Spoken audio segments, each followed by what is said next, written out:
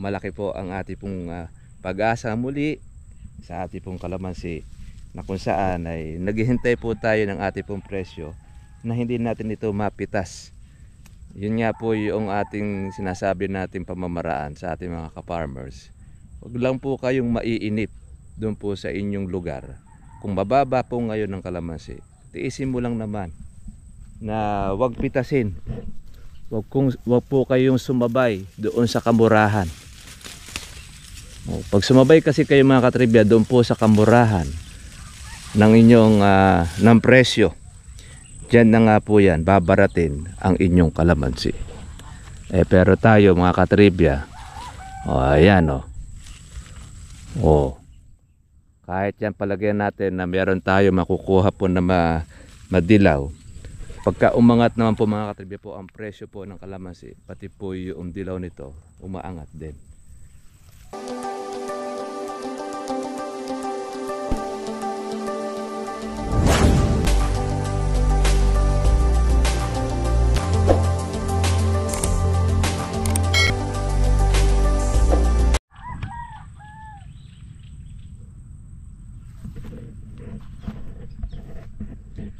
Good morning po sa inyo mga katribute. Welcome po sa aking YouTube channel. Kamusta na po kayong lahat? Ito, magandang balita para po sa lahat ng ating mga farmers na magkakalamansi. Ayan, 10 news na po ngayon ang pag-angat ng presyo nito. 700 to 800 na po ang lakad dito po sa amin sa mga puno. Malaki po ang ating pong pag-asa muli sa ating pong kalamansi, na kung saan ay naghihintay po tayo ng ating pong presyo na hindi natin ito mapitas. Yun nga po yung ating sinasabi natin pamamaraan sa ating mga ka-farmers. Huwag lang po kayong maiinip doon po sa inyong lugar. Kung mababa po ngayon ng kalamansi, tiisin mo lang naman na huwag pitasin. Huwag po kayong sumabay doon sa kamurahan. Pag sumabay kasi kayo mga katribya doon po sa kamurahan ng inyong ng presyo, diyan na nga po yan babaratin ang inyong kalamansi. Pero tayo mga katribya, ayan kahit yan palagyan natin na meron tayo makukuha po na madilaw, pagka umangat naman po mga katribya po ang presyo po ng kalamansi, pati po yung dilaw nito umaangat din. Magandahan naman yan doon sa point na nagkakaubusan ng kalamansi, nasa iyo naman po ngayon ng basal, doon ka magkakaroon ngayon mga katribya ng pang kapital o puhunan para magkaroon ka uli ng another na income. Talaga pong ganon mga katribya. Ayan mas marami po ngayon ang berde po natin dahil yung pong ating pinalalaki, na kung saan na hindi natin pinapasok sa ating pong mamimitas. Naalanganin dati, ngayon malalaki na siya. Sumabi pa siya ngayon mga katribya doon po sa maganda ang presyo. Ito ang bunga ng ating organic fertilizer. Tanggal muna tayo ng ating baging mga katribya para makita ang ganda. Ayan, merong nag-comment sa atin, yung ating mga kaibigan, wala na raw naniniwala po doon daw sa ating organic. Sino ka naman para magsalita ng ganung walang naniniwala? Una-una ako na naniniwala dahil itong ating kalamansi ito bunga ng ating organic di nasa tao na lang po yun kung gusto nyo maniwala o hindi. Ang importante, may bahagi namin sa inyo yung resulta ng bunga ng ating pong kalamansi na organic fertilizer ang ating ginamit, yung ating bago. Nasa sa tao naman yon. Maniniwala kayo o hindi, believe it or not, wala naman pong mawawala sa amin. Hindi naman po kami apektado dyan. At yung nagsasabi na yun daw kanyang kalamansi, gumamit daw ng ganon, hindi dumilaw ang itsura, ayaw naman banggitin po ang kanyang pangalan at kanyang address, ayaw bigay yung kanya pong numero. So ibig sabihin gusto lang siguro po magpasikat, taga pong ganon. Di naman po natin maaalis po yan. Kalat naman po yan kahit po sa social media, Kahit nga po mga artista buhay na buhay po yung artista pinapatay niya doon sa kanyang vlog. Tapos bandang huli sasabihin na ganun na ikasya, buhay pa pala, etc. etc. Para lang mapanood at mapansin siya, ganun ang kanilang trabaho. Yung ating hinog, pinagtintay po natin. Kasi yung hinog na ito mga katribya, po yung time na 400 ang kalamansi. Tapos magnineto ka na lang kuminsan dyan ng 200. Kasi magpapamerienda ka, magpapakain ka doon sa tagapitas, halos hati na kayo noong mamimitas doon sa presyo na yon, noong pong kalamansi na kamurahan. Kaya ngayon, kung umaangat ang kalamansi na 750, 800, baka nga sa iba may 1,000 na ang lakad sa kalamansi, di natin alam, lalo na po ang mga ahente. Kaya po yung mga ahente, yun po ngayon ang mga jumajackpot dahil walang kamalay-malay po ang mga magkakalamansi. Kinukuha pa rin po sa mas mababa ang kanilang bunga-bunga. Tapos pagka naubos na ang kanilang kalamansi, mababalita nila ngayon sa iba, lalo na mapapanood po yung ating pong vlog, lalo nang malilintikan. Tumaas na pala ang presyo ng kalamansi, pero sa kanya 300, 400 pa rin ang kuha. Kaya yon mga katribya, isang malungkot na balita doon sa mga nagpapitas po ng kalamansi sa mababa na hindi nakapaghintay. Kaya lang, kagandahan naman po nun mga katribya, yung mga maaga po nagpapitas, hindi na siya nalaglagan ng bunga, hindi na po nakuhang maging dilaw, o wala siyang marami magiging dilaw kasi nakuha na niya yung mga malalaki. Pwede naman na niya po siyang pambungahing uli or sabugan po ng abono. Kaya lang, yun nga lang, yung kanya sanang pampuhunan na para doon sa abono, wala na, hindi na niya nakuha dahil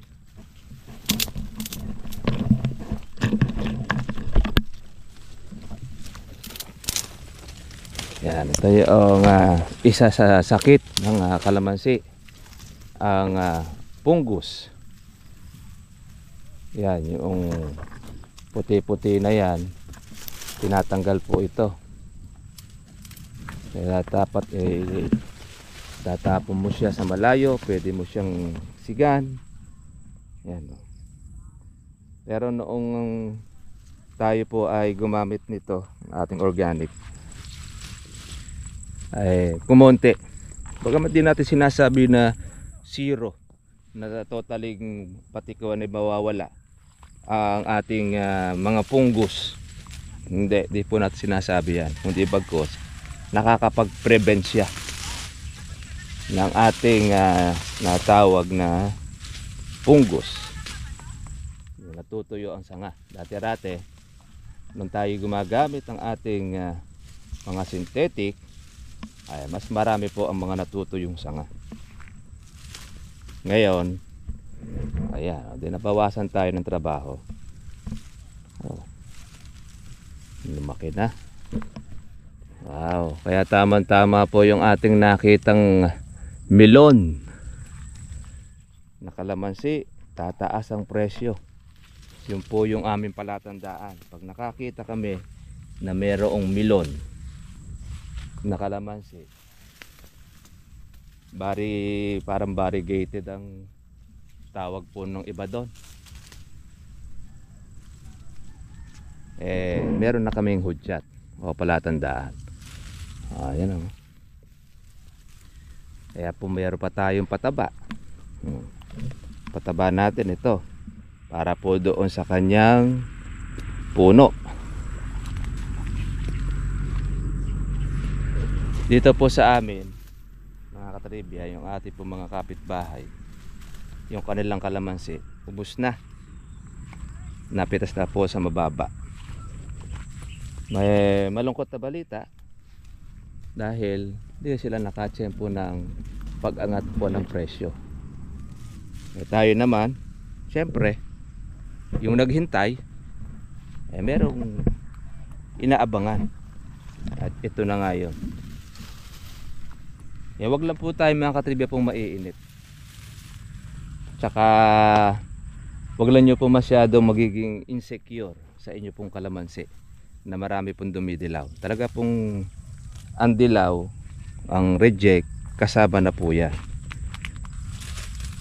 Kung ikaw ay kalamansi farmers, sanay ka dapat sa maliliit na bunga, sanay ka rin dapat sa malalaking bunga. Sanay ka sa nahihinugan, sanay ka sa hindi nahihinugan. Lahat yan kasi may experience mo. Kaya po pagka pumababa ang kalamansi, automatic talaga marami po ang mahihinog. Pero kahit sa kabila naman po na marami pong nahihinog, pagka halimbawa naman ay umangat ang presyo niyan, pati po yung hinog na kalamansi, natatangay na rin siya. Mataas din ang presyo ng hinog. Kaya kami, hindi kami nababalisa kung isagad nila sa baba po yung kanilang puno, yung kanilang kuha. Hindi naman po tayo apektado. Halimbawa, may kumuha na ahente 200, may kumuha 300. Doon naman sa Mindanao, chat po noong ating kaibigan, 100 lang daw ang kuha ng kanilang kalamansi. Tingnan natin to. Pagkuha po nung 100 sa kanilang kalamansi, paano yon? May upa pang pitas. Yung upang pitas, upa pa sila ng 100, di wala na matitira sa may-ari. Logi nga yon. Dahil ang may-ari naglagay siya ng abono doon sa kanyang kalamansi, nag-herbicide siya, bumili siya ng pang herbicide or nag-grass cutter, gastos yun. Nakakatrip yan. Napitas po doon sa 100. Kung di mo naman siya pipitasin, dadami ang iyong hinog, ang iyong reject. Nakakatrip yan. Kaya ginawa, binigay na po doon sa 100 po ng may-ari. Sa isang banda, hindi po siya kikita dahil mababa pong napitas po ang kanyang kalamansi. Pero sa isang banda, maganda rin dahil magbubunga ng panibago kalamansi niya. Mamumulaklak siya ng mas marami. Pwede po siyang makapagpalusot ng bunga dahil sa pagbababa ang presyo ng kalamansi at doon ka makapagpapabunga. Asahan po ninyo yung mapipitas nyo po doon yung alaga ninyo, magiging mataas po ang presyo. Yan po yung ating pong napag-aralan. Kaya sasakripisyo na lang po natin ang bunga ng inyong kalamansi. Tayo mga katribya, sacrifice natin po yung ating mga bunga na mapalaki po siya. Pati yung hinog, talagang titiisin mo lang. Titiisin mo siya. Kung gusto mo natin makatikim po ng maganda-gandang presyo at makagulpi ka ng marami pong mapipitas, yun po yung ating ginagawa. Kasi ang kalamansi naman natin, hindi naman siya ganun puno po ng bungay kaya tiniis po natin na hindi po ipapitas po itong ating kalamansi para yung pong mga maliliit, yung alanganin, hindi po makuha. Kasi kung ito ay pinapitas po natin doon sa mababang presyo, pati po yung mga alanganin ganito, simot yan, di na po makakalaki ito. Makukuha na po yan. Kung mo tayo mga katribya, matiisin. Paunahin muna namin sila. Yun po yung pamamaraan. Meron kaming kapitbahay, gusto nilang tularan po yung style nila nanay. Yung style namin, na bago kami makapagpapitas, mataas na presyo ng kalamansi. Nung nakaraan, nung buwan ng April, nung mababa na kalamansi, hindi nagtagal. Hindi siya nakatagal, umangat lang ng konti ang kalamansi, nag-7. Ang kuha nun ay 500. Matagal ang 500. Halos isang buwan. Yung kanyang kalamansi hindi pa naman po ganong madidilaw, pero malalaki na. mga katribya. Sabi niya, tutularan daw nila sila tatay na magdi-delay din sila at wag magpapitas. Okay na sa amin. Tuwa naman kami dahil meron kami makakasabay na hindi nagpapapitas. Alam niyo po mga katribya po ang nangyari.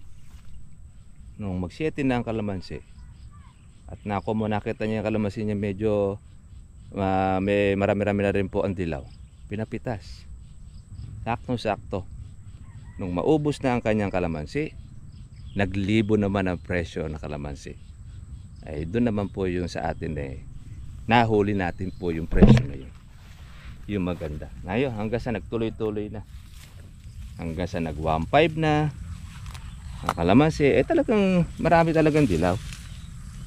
Kung ang berde po ay 10, asahan natin ang dilaw nun nasa 6. Ganon, minsan niya 50-50. Kadalasan minsan pag gano'n naghihintay ka, 50-50 ang resulta. 50 ang berde, 50 rin ang reject. Pero kagandahan naman yung reject, maganda rin po ang presyo. Kung ano yung presyo po nung kababaan noon, nung berde, reject na lang yon nung tuminag ang kalamansi. Kaya po sinasabi po natin yung ating pong pamamaraan para kung gusto ninyong tularan, gusto ninyong subukan sa inyo pong kalamansi, pwede yun para kayo po ay makatsempo ng presyo. Ganun lang po yung ating pong ginagawa. Huwag mong titingnan ang kalamansi ninyo lalo na pagka maraming dilaw. Pagka po tinignan po ninyo ang kalamansi ninyo na marami pong dilaw, sisira loob ninyo hindi kayo makakapaghintay pag tinignan natin na marami siyang dilaw, kasi maobligado ka na mapapitas po ang inyong kalamansi. Ganun ang yung style. Ngayon para limbawa hindi ka maawa sa kanya, kung naghihintay ka rin naman ng presyo, o ditiisin mong huwag pitasin. Pagka halimbawa umangat na ang presyo ng kalamansi, tuminag, ay dire-diretso na. O napitas na yung kapitbahay mo, naubos na yung mga nasa dayo, kalamansi mo na lang yung natitira. Kaya kalamansi mo na lang din ang puputaktihin ng magnanakaw. Okay lang yun. Dahil hindi nawawala po sa sosyudad ang mga magnanakaw. Hindi lang naman po tayo lang ang nakakaranas po ng mga magnanakaw. Marami po yan. Sa gobyerno lang mas marami rin ang magnanakaw dyan pero mas marami naman po yung matino. Iba nga doon mga lantad lantad na talaga nagnanakaw. Totoo yung aging. Pero mas marami ang patago. Kaya hindi naman lahat. Para noon at least alam mo meron kayo mga idea. Kaya sino naman po ngayon sa politician ang hindi tumatanggap? May mga tumatanggap naman, pero sabi nga nila para yata mas marami yata yung mga tumatanggap kaysa sa hindi. Parang sabi nga nila bibihira na lang mga ka-farmers yung maayos na politiko. Ay mahirap na lang po tayo magbanggit kung sino man yun. Bahala na po ang tao. Pero ang ating sinasabi, ang magnanakaw kahit saan ay nandyan. Anytime, anywhere, ang kawatan nandyan lang. Nga po yung ating tinukod yan po yung ating pang-alalay sa kalamansi natin para po hindi lang po siya sumahid sa lupa. Lalagyan po natin siya ng tukod dahil sa dami po ng kanyang bunga.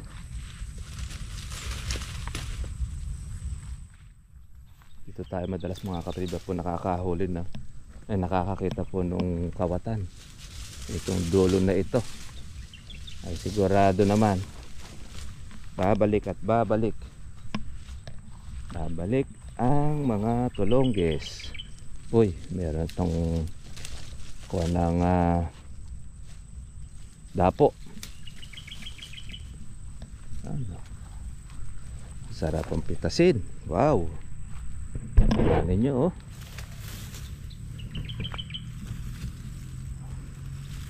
O yung para sa kalamansi natin dilaw, yung nalalaglag, o pataba po niya, another extra. Kakatuwa naman po mga katribya po yung ate pong kaibigan na yun, na wala raw naniniwala sa ate pong pataba. Nakakatuwa naman kasi mismo pinanonood niya yung vlog natin. Yun po ang ating ginagamit, pataba. Meron pati yung ating mga sympathizer. Baka sa kanya lang siguro walang naniniwala.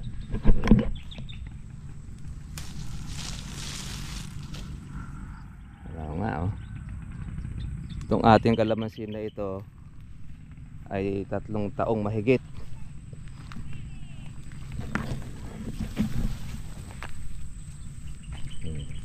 Ito yung ating sinugalan na mapalaki muna itong ating mga alanganin dati. Ngayon kasarapan na po ng bunga.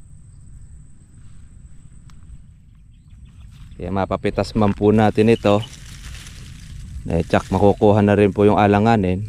Marami po tayo mga pang-ulo na kalamansi. Kaya mga kailangan talaga ng pantukod dahil pagaw-paw sa bunga mga katribya.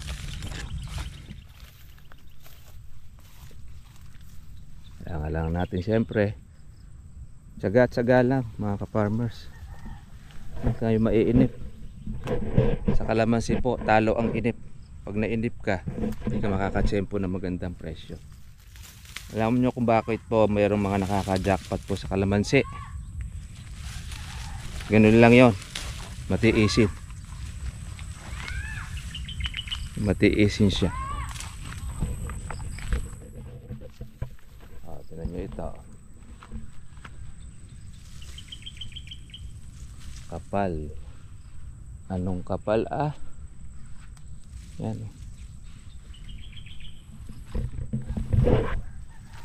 Marami pong bunga, marami tayong pitasin, maganda pa ang presyo.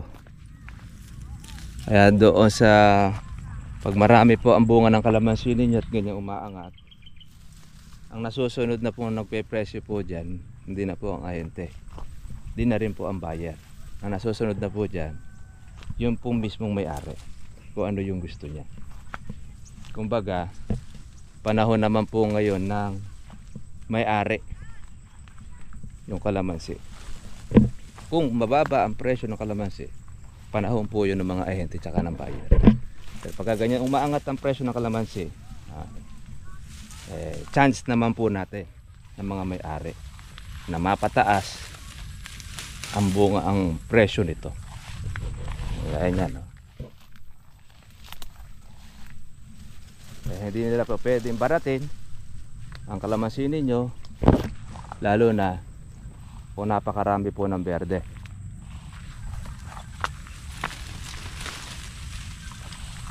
At na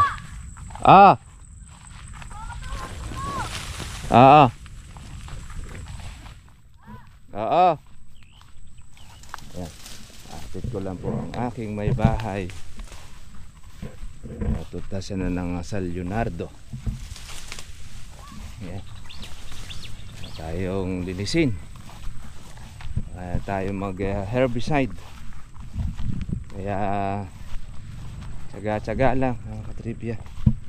Ayan, kaya technique po para sa ating mga farmers na meron pong mga natira pong mga pitasin, wag po ninyo ibibigay po doon sa mababa, dahil yun na nga, sayang po yung inyong chance, yung pagkakataon ninyo na mataas po ang inyong kalamansi. Kaya good news. Tuloy-tuloy na po tumaas ang presyo ng kalamansi natin. Ano, kita-kita na po tayo po bukas. God bless po sa inyo lahat. Bye-bye. Ito. Parating na po yung ating pong bisita. Lagay ko mukhang bisita natin po yung bisita natin ko. Sama. Yung papaturo sa kalamansi farming.